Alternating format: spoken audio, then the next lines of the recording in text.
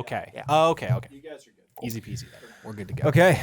How are things going so far right now, man? They've been- Teddy, what's good. life like? How's the week Life going? is good. Oh, I've been traveling a lot, so that's been a yeah. little. The AirPod Maxes have come in quite handy on the airplane. They're just simply they're straight up better. There's so much. So the Maxes are way better than the Generation 1 AirPod Pros in terms of noise canceling because it's over ear, obviously. Yeah. Sure. And so that's actually why I got these was for travel.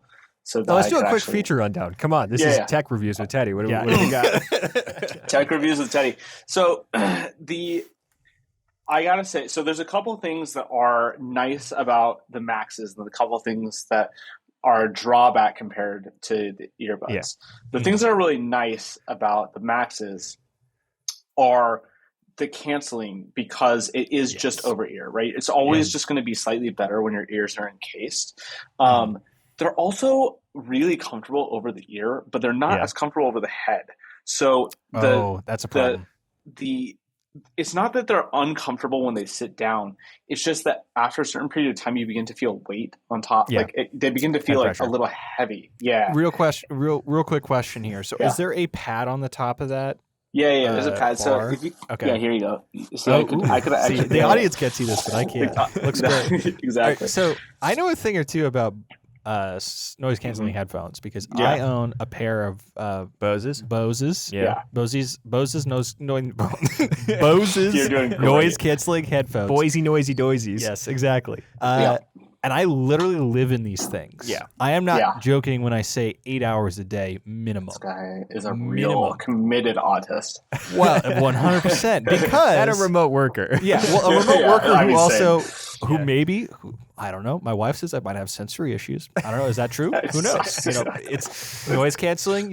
This might be something we're talking about with Teddy because I feel like as an internet denizen, you might have a little bit of a understanding of this. Everybody's got a little bit of touch of the tism right now, and everybody likes to claim stolen tism valor. I think is sort of 100% is the driving force of it. Yes. Well, so I actually think there's a reason. I think there's a reason behind this.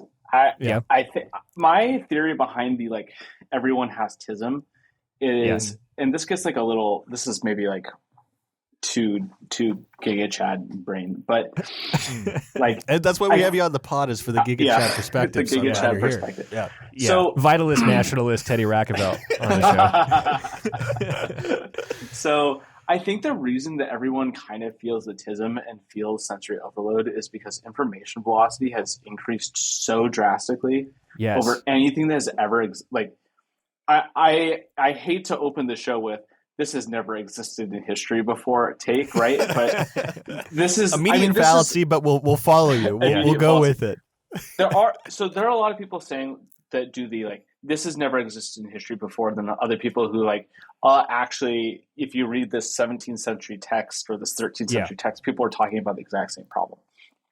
I think, and for most of those things, I think the people who gesture back at history are exactly right. Human problems are just human problems and they manifest themselves in different ways.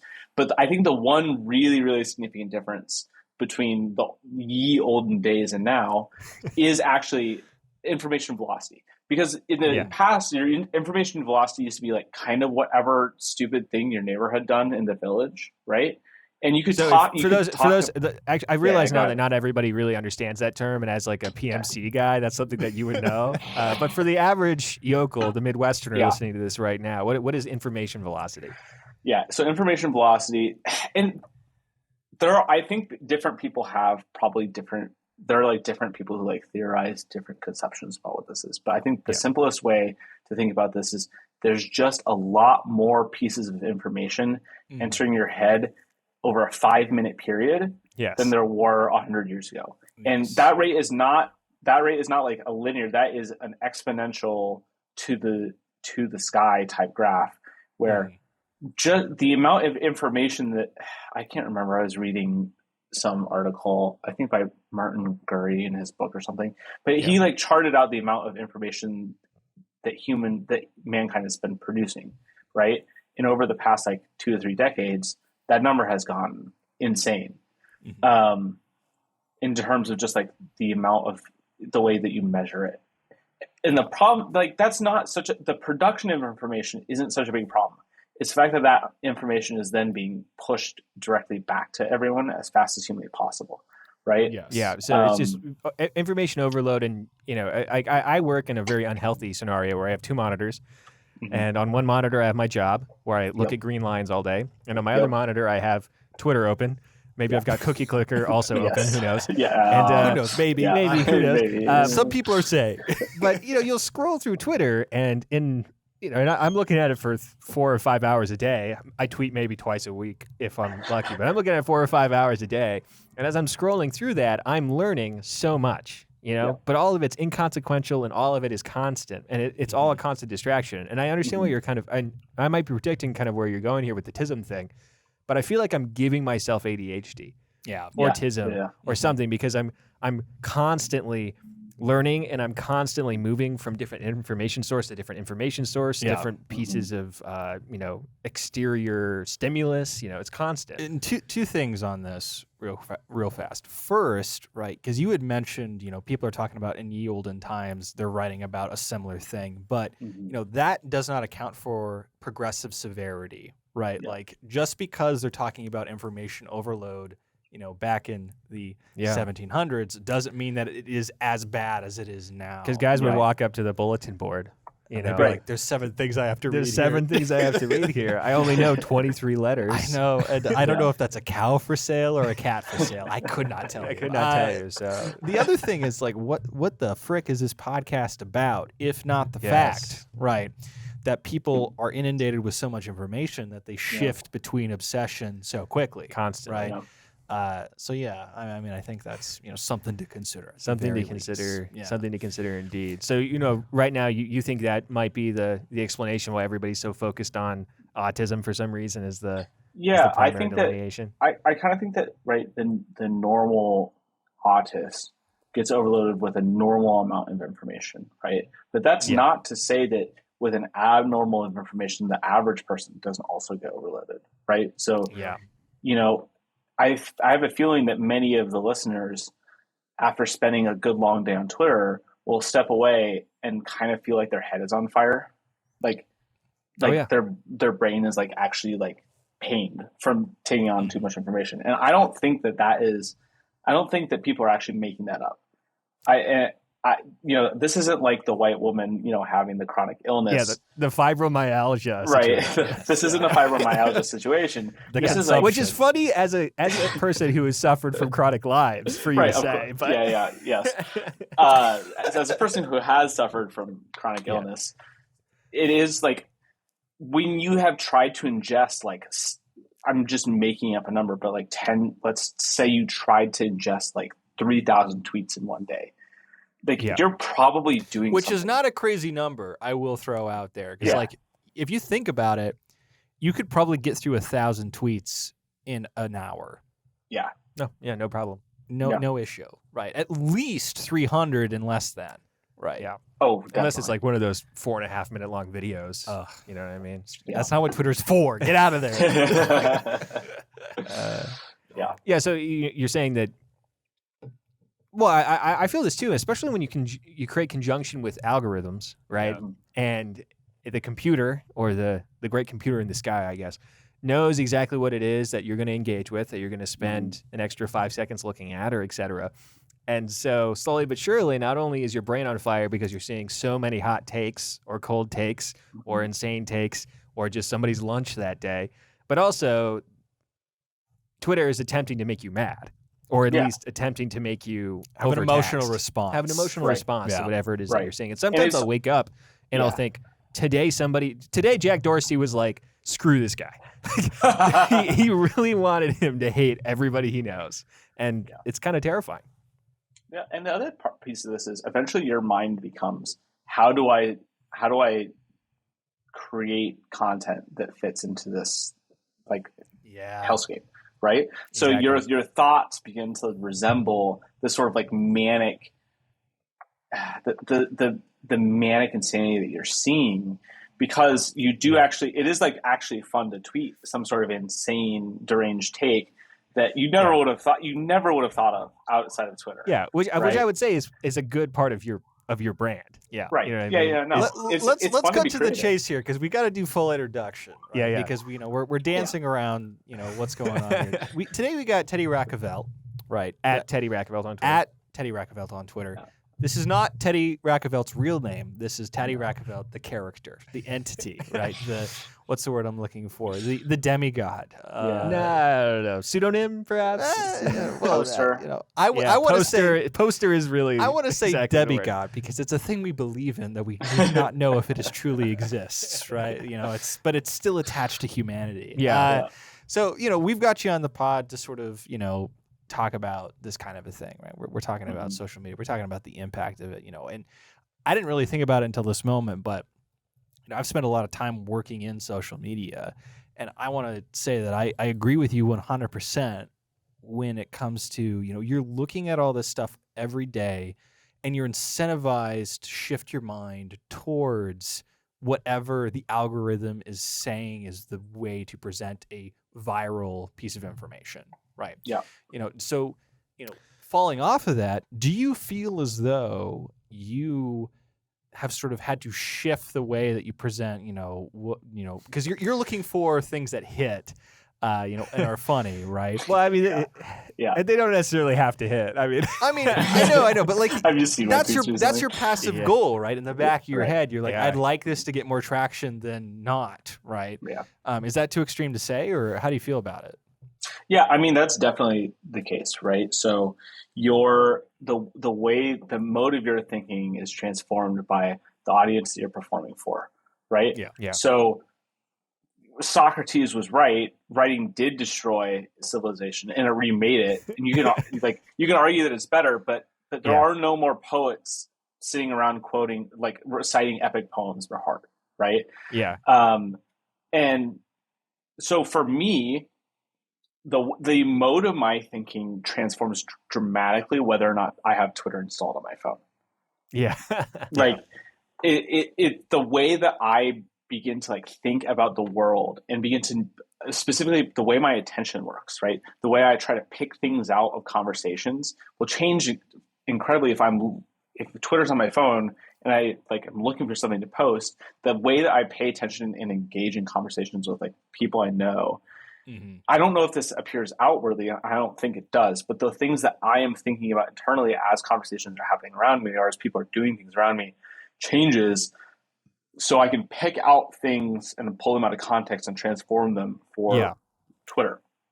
No, exactly. Because, especially if you're in a place like Washington, D.C., you're going to parties. And I remember doing this when I was out there. I was going to parties with, I wonder, is it too much for me to say that I know you? Yeah, no, it's fine. You can go ahead. Okay. Yeah. So, I would go to parties, and we would all be sitting there and people would be on their phones and people would introduce each other as their poster name. You'd go to a cocktail party. You're like, oh, that guy's an arms dealer. And that guy's got, 300,000 followers on Twitter. Sometimes that, circle would overlap. A pretty wild place. But you'd be sitting there and you'd all be having a good time. But there'd be this sense constantly. You're pulling your phones out. You're tweeting at people who are sitting across from you. You're making inside jokes. You're trying to say, things about the party. It's almost like, back in 2010 or whatever, when the boomer anti-phone thing was real strong. Yeah. Right. Yeah. And not only just, in the exterior boomer space, it was everybody was kind of anti-phone. Everybody was kind of anti-phone. Yeah. And the big thing was, a girl's going to go to a concert and duckface the whole time and not really enjoy the concert, right? Which blast from the past, duckfacing. Yeah. I haven't thought about that in years. Very few people have. Yeah, it's duck facing and Ray William Johnson or the two things. It's a very specific era, but you'd be like, oh, you're spending too much time thinking about that, and I guess that's the Instagram way of looking at it. But to be a poster, truly, in a Twitter sense, is to construct sort of an intellectual photo, of in the parlance of whatever the internet's talking about that day. Of that thing. You're not enjoying it, not because you're sitting there trying to take a photo of the action. You're trying to create basically the most screwed up haiku imaginable. Based off of that information. And that's sort of the basis of it. But I feel like for you, do you have a special ability to create that work-life separation, as they say, because you're a poster of an anonymous disposition, right? Because I would constantly think, things that people said about my posts back when I was like more of a user, and people, like a user, whether or not they would interact with it or et cetera, was kind of tied up in my self-worth because it was me. I was Shadrach Strehle on Twitter. I'm to this day Shadrach Strehle. I went through a brief anonymous phase. I broke out of that because everybody, knew it was me. But, is it easier for you to kind of occupy that mind space because you're just a raccoon? Yeah. I mean, Teddy is very much like Athena in the sense that she, like, Teddy, like, pops out of my head. Yeah, exactly. Well, not technically. But, the actual God. Actual God. But, like, Teddy is some aspect of, like, my psyche just put on a page, right? But he's not, Teddy is not who I am. And I've been very clear with that with myself since basically the beginning, right? Mm-hmm. Teddy is essentially a bit, and he's a bit that resonates very closely with certain aspects of my personality, right? It's an intensification of certain pieces of my personality and the ignoring of others, right? So sometimes, if I grin a certain way, some of my friends will be like, "Oh, that's a Teddy smile," right? Because they know there's like that impulse that's behind the way that I tweet or used to tweet. I don't tweet nearly as recklessly as I used to, but that impulse is there, and so it's easy for me to disassociate with Teddy as a larger sort of as myself because I don't think he reflects. It's like me taking. It's sort of like acting, right? Like, well, what part of your personality would you say is Teddy? Is it your id? Is it your basest urges? Like, what is driving that particular? I mean, it's certainly, you can't be successful on Twitter if you aren't tapping into your id, right? Yeah. There is no like good poster that is tapping into their ego, or their super ego. Now, I don't think, the id is not necessarily bad. It's just the chaotic part of the id, right? Yeah. It's the piece that's like sort of looking, there's like two main pieces to Teddy, which is the sort of chaotic piece of my id. And then the second part is the piece that sort of eschews definition. So it's sort of the piece that like never wanted to be part of any particular group in like school or whatever. And those two things combine sort the of rebellious side of your individual. Yeah. And so Teddy wants to play, like, the idea of Teddy as a poster is that it's sort of weird to talk about it as he, but I do think about him, like, I like think about the brand that he occupies. So it's not his personality, but his brand. Teddy's brand is that he wants to play in between communities and make fun of them and be like recognized by them as associated in some way, but not actually. I don't actually have to adhere to any of the norms of the group because, and that's the thing that like Teddy, the account has always sort of done is made fun of groups that I was adjacent to because nobody else within the group would do that. And so that there's a lot of like weird, you can always pull like a thread of your personality out into a tweet or into an account. I think it's actually very hard I don't think anyone who's a good tweeter doesn't do that. Yeah, I think the difference though between you and I would say a lot of people who are very ideologically dedicated is that you don't seem to take yourself very seriously. And there's a lot of accounts that don't seem to take themselves very seriously, but then like when they will just, there's like accounts that track this, other accounts doing this, but they'll become very self-serious very quickly. Yeah. The second they have any clout, the second they kind of get to a certain position, they'll say, well, there's lines I won't cross, there's things I won't do. And at this point you've kind of mellowed down, but I think, like probably once every 3 or 4 months, there's a good like, Teddy, what the hell is this? Underneath a tweet of yours that you make, and it is a good chance that, you wonder if it's going to be up in like 6 hours, but there are still deleted tweets that happen for sure. Yeah. So here's a quick question. Right? Well, maybe it's not a quick question, just a question. So obviously, right, there's a reason why you are anonymous. You're talking a lot about, these things, this character, right, has aspects of your personality, but you're sort of acting, emphasizing certain pieces of it, but it's still there, right? There's still this certain aspect. Would you say that the reason why, you feel as though you have to be anonymous, why a lot of people on the internet feel as though they have to be anonymous, is because people might overblow that connection or believe that that piece of you is the you, right? Just unrestrained. Because, that's the argument I've heard a lot is, you're saying this as a character, but you're saying this because that's what you really believe, but you're doing it through this anonymous lens in order to justify it. It's like the Sam Hyde argument. Yeah, like to excuse the extreme irony to hide the fact that this is something you actually believe. So, what's your perspective on that? Yeah, I think... Look, I actually think that personas are important because you do as a person, you actually have responsibilities to a community, right? So the nice thing about Teddy is I can play him as somebody who doesn't have a particular responsibility, and it gives me a weird sort of freedom to do jokes that me myself I can't do because I have you do actually want to observe a certain decorum, right? Yeah. So it is. And this is one of the things that if you are on Twitter as a real person, your real responsibilities to yourself, to your family, to your job, to your friends, those I think still exist, right? Yeah. I don't think anyone who thinks that oh, it's just Twitter, I'm just on Twitter in my real name. I don't think there's as big of a separation between the digital life bleeds into real life a lot more.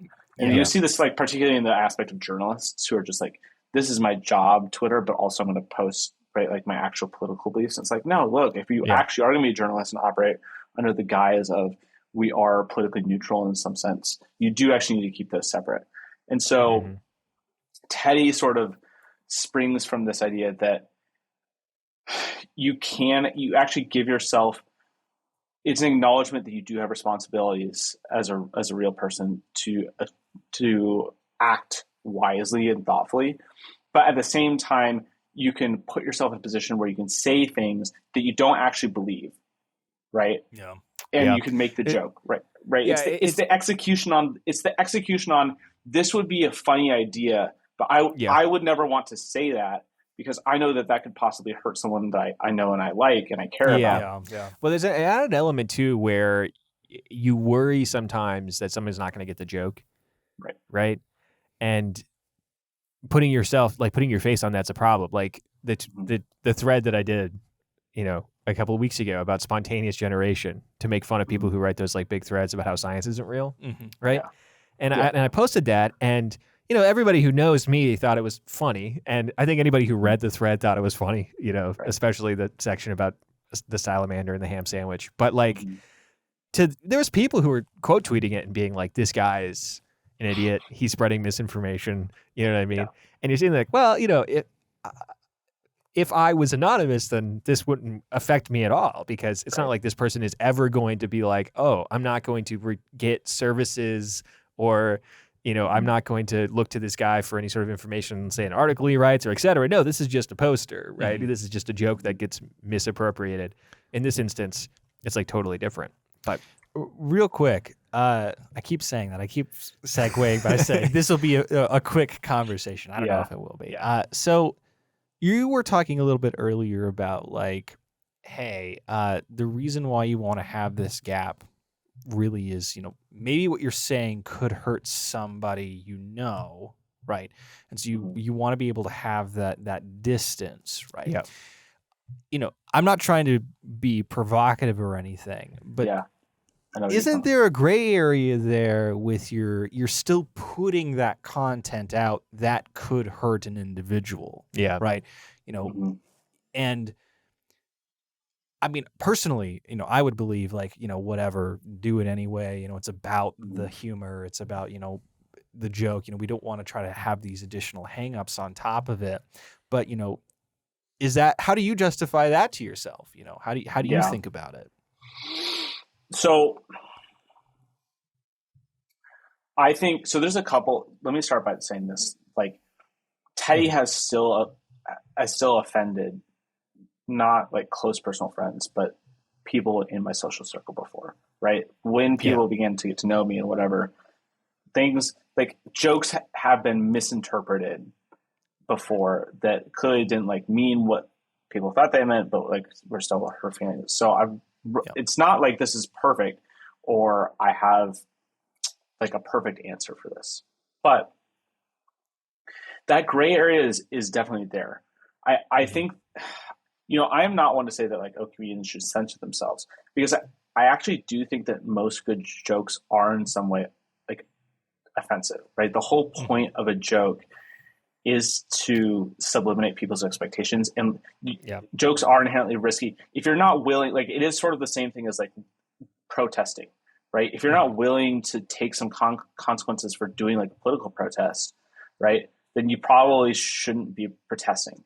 If you're not willing to like hurt some feelings to make a joke, right? And I don't want to equate like, hey, moral political movements with jokes on the same level, but like in order to be a good comedian, you have to be willing to like subliminate some people's feelings.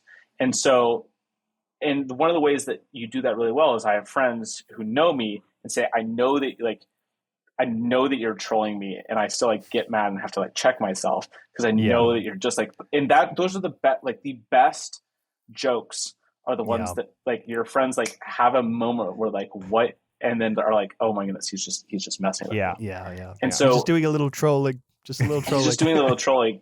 And I don't want to be like, I don't think that there's any point in doing like, comedy is like good for the health of society or whatever. Maybe it is, but it is like essentially Teddy exists because I think it's funny to give my friends like the snap second pause where they say, wait, what is he saying? And then and then start laughing at it.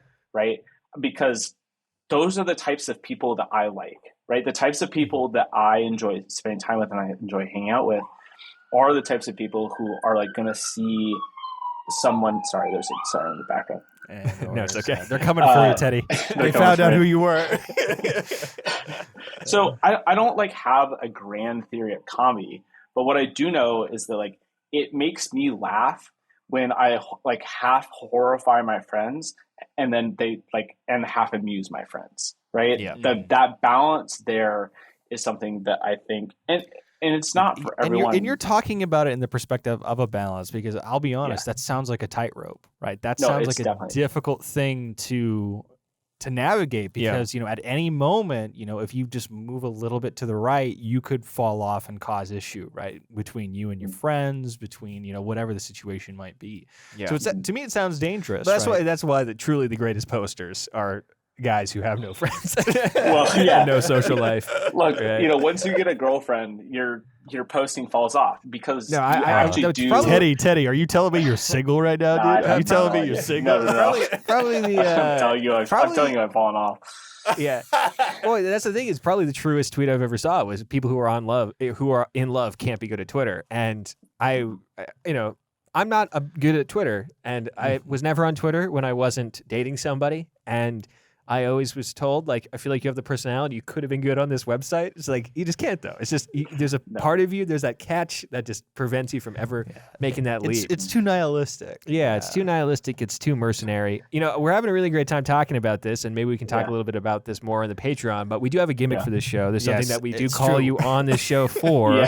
So I think it's important that we take some time to do that. Exactly. For the sake of everybody involved who are listening. So hopefully we have a lot of new listeners because of, Teddy's got a great audience, and hopefully some of you guys and gals decided to give us a listen. They're really terrible. No, they're bad. I have some of the worst followers on earth.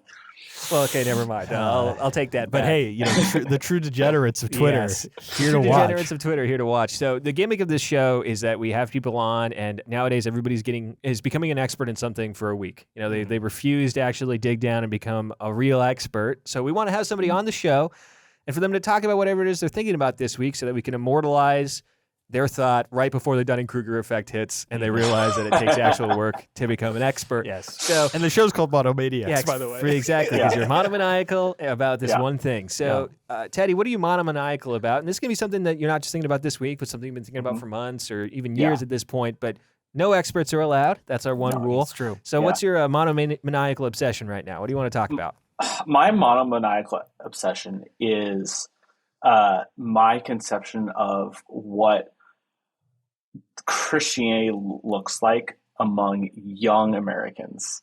Young Americans and Christianity. What a to think that a non-Twitter user would bring the most highbrow thought in all of Monomaniacs. Yeah, we've gone from all the way at the bottom for the Alien franchise to all the way to the top now for Christianity and Young Americans. So what specifically is there a specific attribute or is there a specific idea that you've identified? What do you think? Yeah, give us your thesis. Yeah. Okay. Here's basically my thesis. And again, I want to be very clear. Like, it's very much in the spirit of the show. I have no data to back this off. All I know, all I have on this is basically my experience in college. And an experience. And let's be very clear. I'm Christian, so I'm dunking on my own side here. But something called emotional prosperity gospel. Yes. And emotional prosperity gospel is this like. So there was some dude. I really don't know. Like, I can't remember his name or what the theory is. It's fine. Go, keep going. Just barrel it. Yeah. Hook, line, and sinker. There was this guy once upon a time in like the early 2000s who came up with this theory. I think it was called like moral therapeutic deism, and it gets at a little bit of this, right? It's like there's God that exists and He wants you to be happy. Yes. But I really, really think that this has taken a much more severe turn in young, especially evangelicals. I don't know what the Catholic Church looks like. I assume the Catholic Church is always like 10 years behind the evangelical church in terms of like what their young adult ministry looks like. So at least in America. Well, so I'm sure that's where Catholics actually have young adult ministry, where it actually exists, which is kind of a rare thing.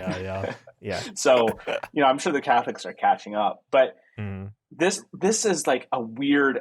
So my theory is this sort of like idea comes from two places, right? You have the deep, like very, very deep strain of prosperity gospel throughout America, but it's been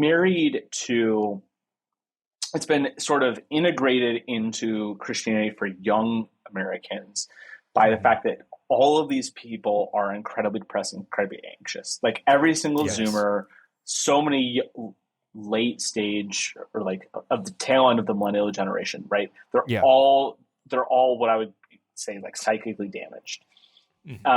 And they're looking for an answer, right? And for some reason, the answer that the church or whoever it is has come up with is God loves you. God, your Father, loves you so much that if you just really trust in Him, He's going to make you feel really good. Yeah. And it is like explicitly Christian, right? The moral therapeutic deism wasn't necessarily an explicitly Christian viewpoint, but this is explicitly like a conception of God the Father as handing you Prozac. Right, like that is, and it's holy Prozac, so it's really effective, right? Yes. Not only is it really effective, but it's morally right and just, right? Unlike, of course. The Prozac that you might be taking because your parents don't like that you're taking that Prozac, right? Like this is something that your parents might also enjoy, right? Yeah.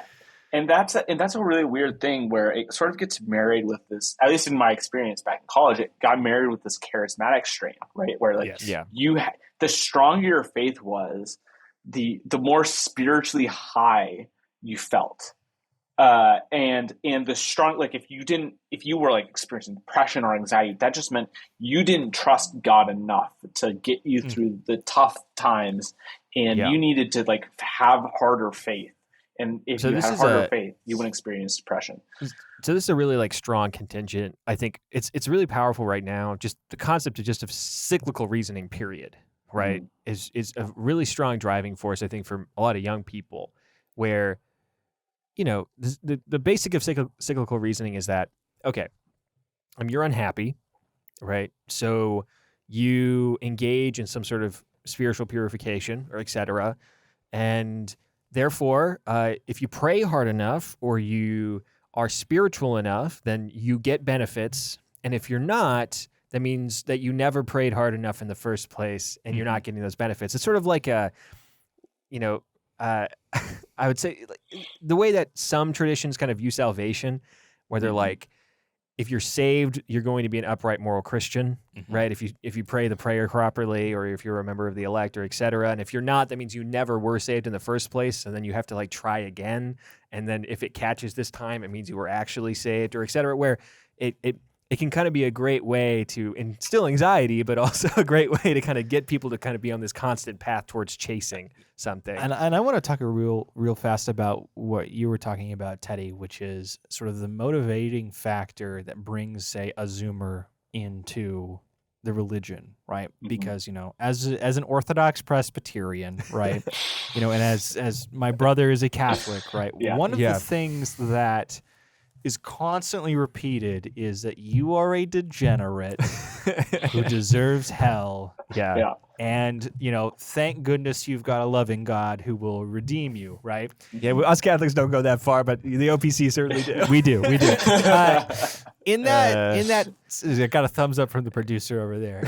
In that space, there is no room for hey, we'll bring you in here and you will be better and you will be happier, right? That's not the promise that a lot of like Reformed churches or old, for those that don't know, old style churches, right? They don't make that promise. It's like, we are here to deliver the word, and whether or not that improves your life is either up to you. Yeah, it's not up to your level of faith and your level of God, and then maybe you won't have your life improved, and maybe it'll get harder, right? And that's not something that people want to hear, especially And I sound like a boomer when I say this, the younger generation or whatever. But no, I resonate with that a lot. Yeah, that's definitely the case. The Reformed, because I'm a Reformed Baptist, and the church is pretty explicit about, look, Christianity is not easy, right? Yeah. The point of Christianity is not to make your life easier and to clear, like the path does not get wider and straighter, right? It gets narrower and kind of, it sucks. And that's the weird thing with this development is like, you see it's a very odd thing to happen where you see an outpouring of suffering on a generation, right? Yeah. The defining feature of Americans up to sort of like this point in history has just been overwhelming prosperity, right? Yes, it's just unbridled growth and overwhelming prosperity. And the ultimate, so many people say that Americans search for happiness. I don't think that's true. I think they search for comfort. And so just the undergirding of the entire society by this idea of comfort. And this is the first generation, I think, Zoomers really, but millennials too, that have sort of faced a really, not to say that, they're not the Great Depression, but like there's a really like weird psychic suffering happening with an entire generation.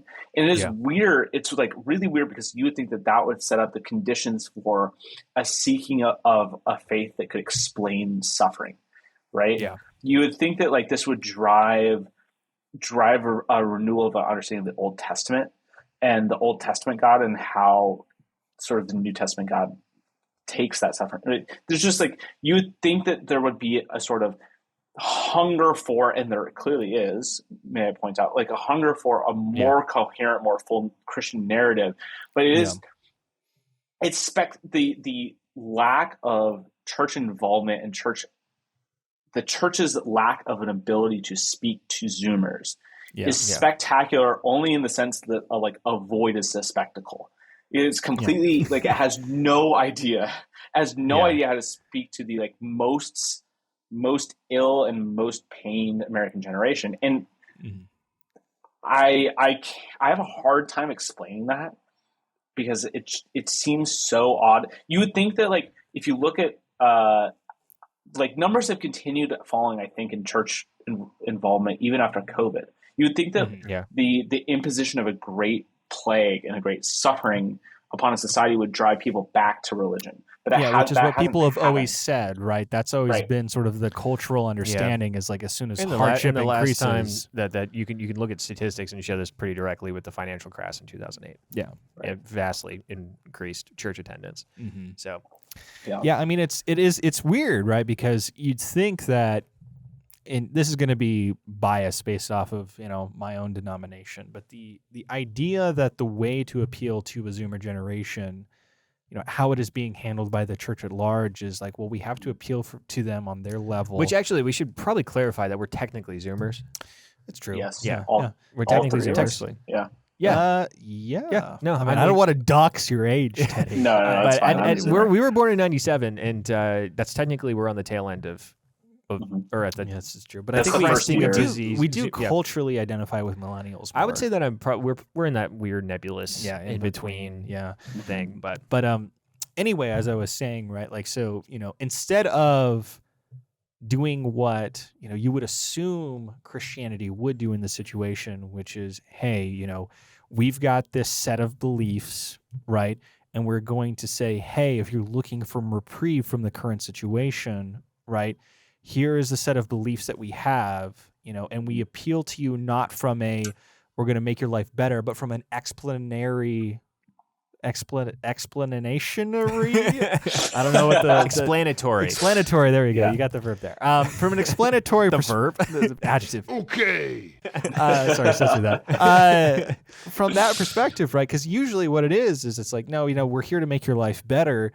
Where instead we should explain why we suffer, right? Like, you give an actual legitimate explanation that's reasonable instead of this is just the way that life is. I think the difference, though, the problem is that I think a lot of people, and this goes for people who I think even are religiously dispositional, right, or even older than the Zoomer nowadays, are under the impression that the explanation, that the understanding is not the goal. Yeah. Like, everybody's solutions oriented, and that can be something like comfort oriented, like Teddy was talking about, but that can be something as simple as like temporal solutions oriented, where, a lot of people now are dressing up conversations about faith in the conversations of contemporary psychological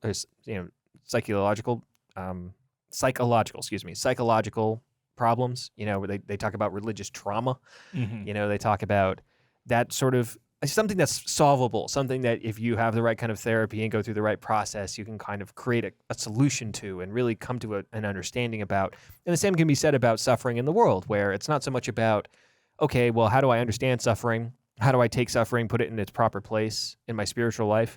How do I live dispositionally in a world where suffering exists? No, it's how do we stop the suffering now? Yeah. Right. And in some circumstances, that's a sort of a selfish position, but in a lot of circumstances, it's not selfish. It's selfless. It's very reasonable. Yeah. Yeah, but I think it's kind of looking in the wrong place. So I don't know, Teddy, if you agree with that, Yeah, my position. I was having a conversation in a DM the other day, and somebody posted some tweet about self-love, and some like sort of conversation started. And I think that like the church's acquiescence to the idea of self, like the self at the center of faith, is fundamentally wrong, right? It's sort of because the way that we end up framing faith is so often completely defined by the individual who is like attempting to engage in faith. Right. And a good example of this is this idea of like, I think a somewhat related idea, a modern idea that has infiltrated its way into the church is this idea of self-love, right? Self-love is held up as like this great standard of how to fix yourself by sort of a particular set of American culture that I think was, in my opinion, was basically invented during the sexual revolution, right? Like self-love is this big, hey, here is how to be a happy modern. Here's how to be a fulfilled modern. And that conceit of self-love is you must get to know yourself intimately. And then after you know yourself intimately, then you accept yourself and you love yourself. And only after the accept of knowing yourself, accepting yourself, and loving yourself can you then find the wherewithal to like go love other people and go like be at peace with modernity. The problem with that, at least from the Christian standpoint, is to know yourself. That first step is where everything falls apart, because knowing yourself, number one, is way, way, way, way more difficult than people think it is. Yeah. And knowing yourself with a capital K is a mortal sin. So yeah, exactly. Leave it to the Catholic. And then the second part of that is like to know yourself is to actually come into realization that you are just broke. Like there's something wrong with you, right? Yeah. The Christian alternative to this ought to be love your neighbor, right? And loving your neighbor has the same steps, right? To know, you have to start by knowing your neighbor. You can't like love someone you can have love for someone in the abstract, but to love someone means like to know them personally, and to know them means to come to face with their brokenness, right? And then you have to accept that brokenness and love them despite of it, right? And only then, like, it isn't even necessarily that there's like an expectation of a reward on the end of loving someone else, but there is a reward on the end of loving someone else, right?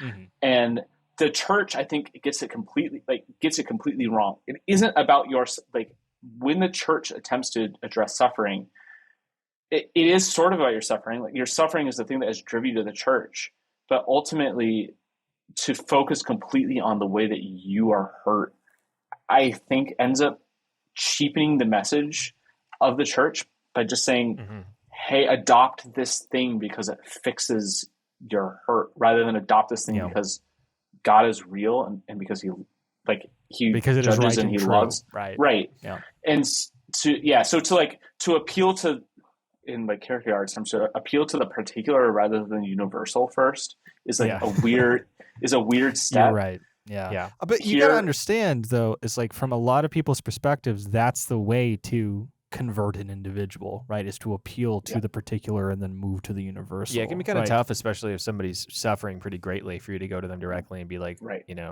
here are some relatively lofty ideas. Or, I think fundamentally the primary evangelical impulse and message is just the kerygma. It's the basic, right? This is the true, and it is the path to salvation, and this is what it means for you, right? But when you go this extra step and, where there's this added, okay, well, gimme, now that I'm here, what's next? Right. It's like, well, what's next is living a Christian life. And what that means is not necessarily it's going to be pretty, but there's an infinite, there's a reward of the infinite value on the other end. Guys. Yeah. Before we move on, we gotta talk about the fact that we've got great patrons out there that really help make this show possible. Yeah.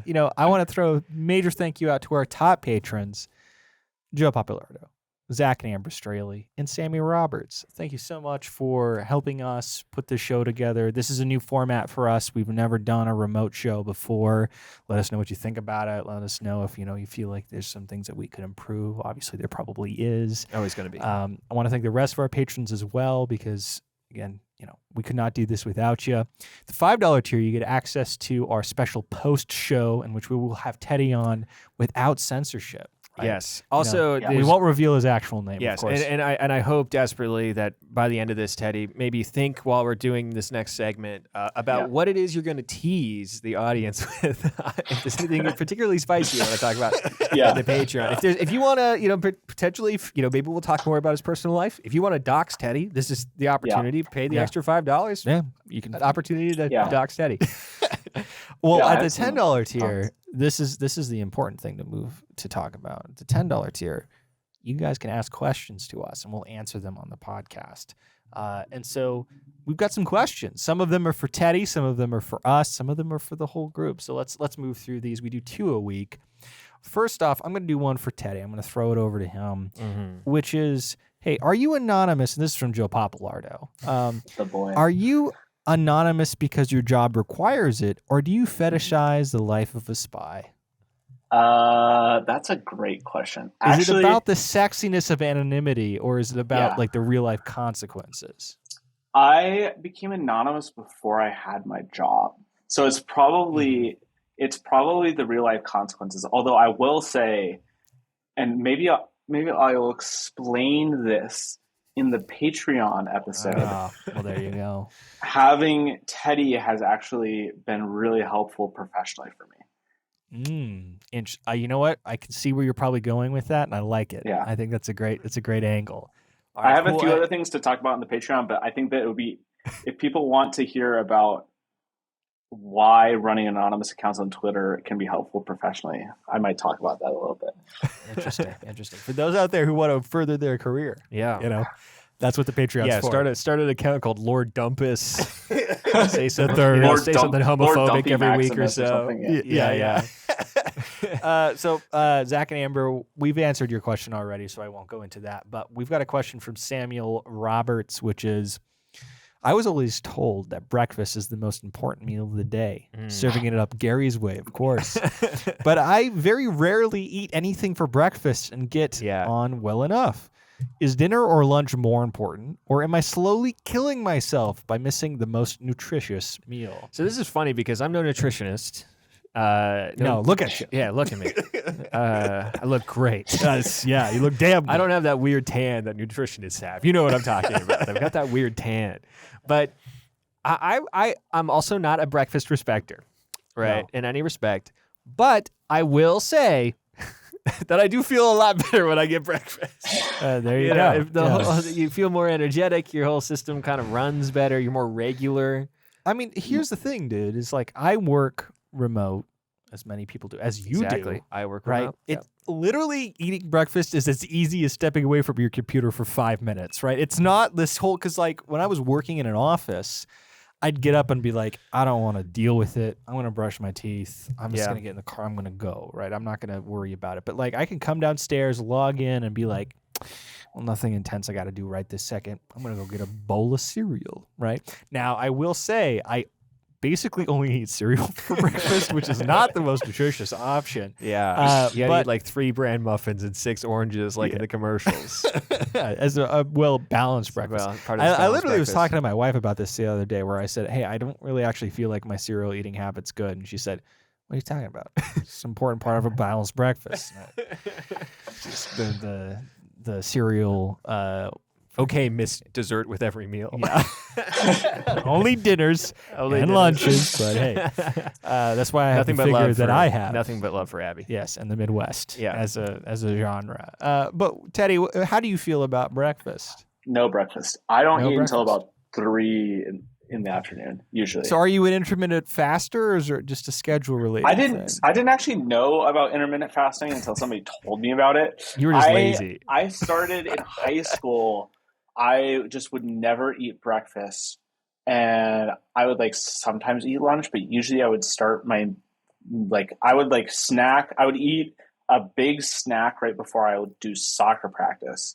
And then I would start eating as soon as I got home from whatever I was doing after school, and eat until a couple hours. Is that literally the opposite of what you should be doing though? If you're doing strenuous activity when it comes to building muscle or I have no idea. I couldn't be. If you're not talking to nutritionists over here, look. If you want to get an idea of what my nutrition habits were when I played soccer, on Tuesdays we would go to the Smoothie King where you could get a buy one get one free, and you would slug both of the smoothies, and then you would only do this during conditioning. Right, and then the challenge is to see who throws up last during conditioning. Just doing push-ups, being like, I'm not going to eat a mango for a year and a half. Never again. Oh goodness, that's funny. That's funny. You know what's funny about that though is that if you made I don't know, $650,000 a year and had we're like a medium guy at a startup in San Francisco, then somebody would write about your diet as an ideal. They'd be like, "Wow, what is the tech industry up to right now?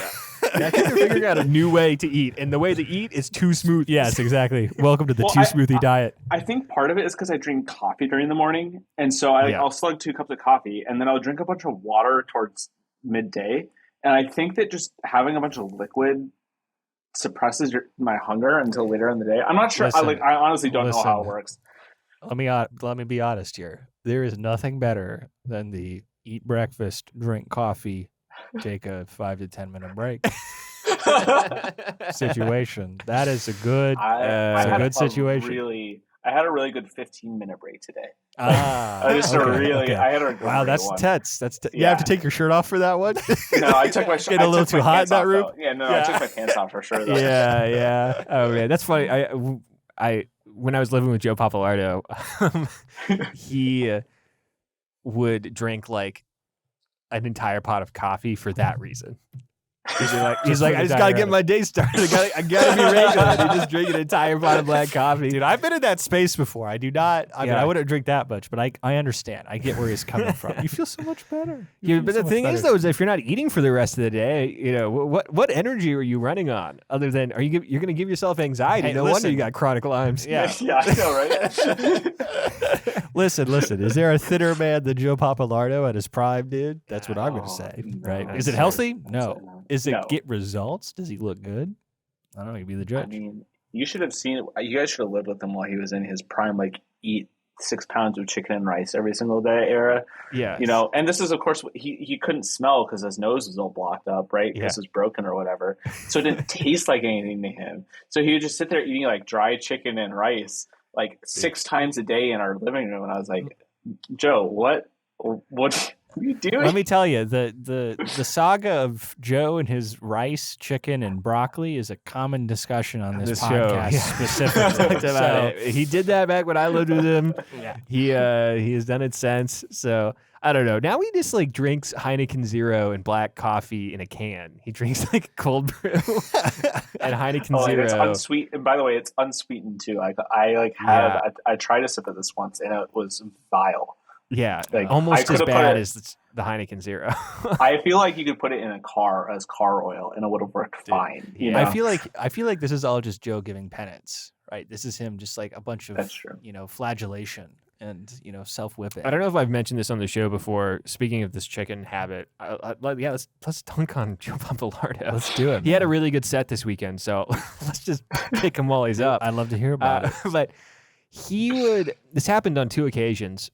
If you cook chicken, you have to take the trash out within a day or 2 because you have the foam thing that has the juice catcher on it, and it's just covered in chicken, excretion, and you throw that in the trash. And we didn't have a lid on our trash can because Joe thought it was inefficient. That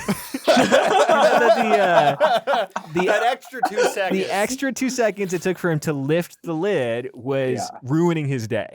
He was like, why would I ever do that? You could just go to the trash. Well, the thing is he can't smell. So obviously it wouldn't matter to him at all. But one time I was gone for a weekend. Oh, no. And I came back. And he had made chicken, I don't know, 4 or 5 days ago, and the whole house smelled like rotting chicken. It smelled like chicken down because at that time we were living in an apartment. It smelled like chicken down the hallway. I walk in, and it's the only time I ever lost my temper with him.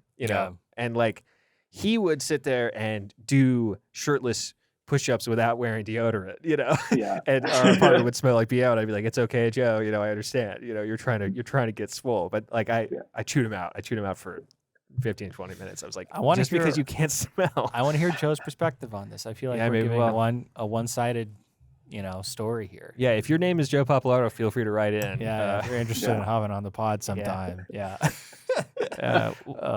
I'm happy to hear he's not that bad right now. No, guys, this is important.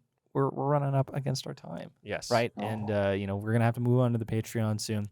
Before we go, though, I want to throw this over to Teddy. Teddy, do you have anything to plug? I know you've got one thing specifically to plug. When's the last time you wrote on your Substack? The last time I wrote my Substack was like 3 or 4 weeks ago when I wrote a satirical article about going to NatCon, the National Conservatism Conference. Oh, yes. I am considering writing some sort of write-up about something, actually, maybe the first serious article ever posted on the Teddy blog about, because I was thinking about this because you guys had invited me on the show, about emotional prosperity gospel and sort of my experience witnessing it. I think I will probably end up posting something relatively long form on that, maybe on the blog. So that's something. And what is that Substack /blog? How do people find it? It's Substack. It's the name of the blog is the Ansible. There's a link in my bio. And which is at Teddy Raccovelt. Teddy. Yeah. We should keep going. Go ahead. No. Yeah. Well, I'm just thinking before we call it, there's probably a good question should be asked of what is the genesis of the account and what was the reason you went with the name? the name. So Teddy originated actually back before Teddy. There was a raccoon themed account called Proper Opinion. And Proper Opinion was this account with about 20K followers. And he used to be just an OG poster. And he ended up like doing a lot of personal life stuff, including it. And he had this wife called, or girlfriend and fiance, then wife called A, who he referred to as A. And it basically eventually came out that he had LARPed all of his real life stuff. He was just completely lying about all of it. And he like deleted his account once it came out. Yeah. And Twitter handles become available after 30 days. And so I created an account and set a timer and waited. And it was a little more than 30 days, but I eventually got the handle.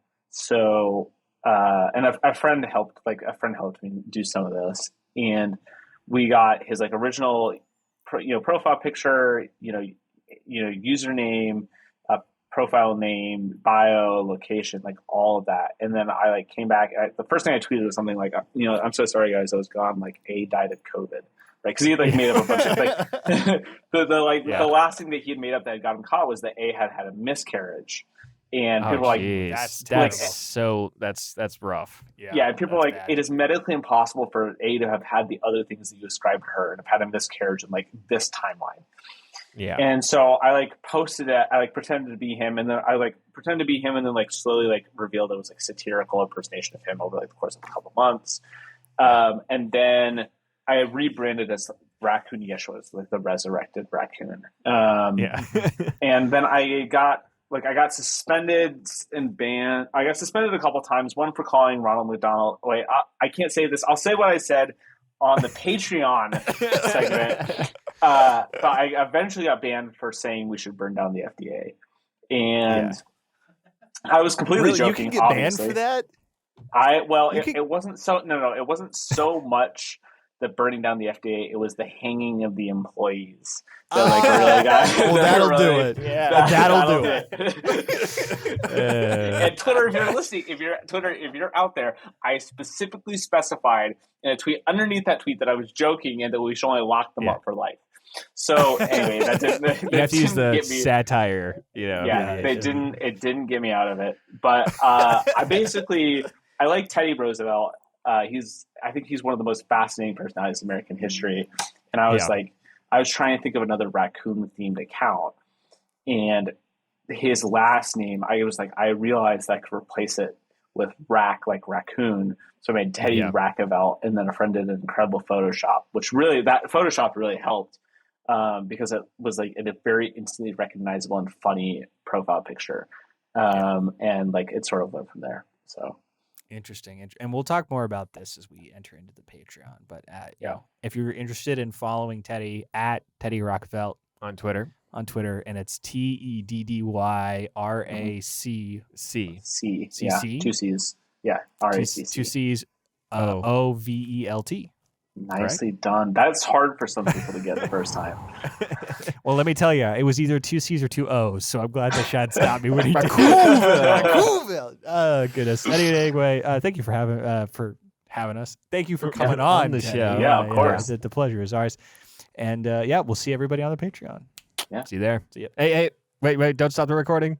It's only $5. And you don't have to pay every month. You can pay us the $5 and drop out. If you just want to get some dirt, feel free to see on the Patreon. See ya. Goodbye. Cheers. Good luck.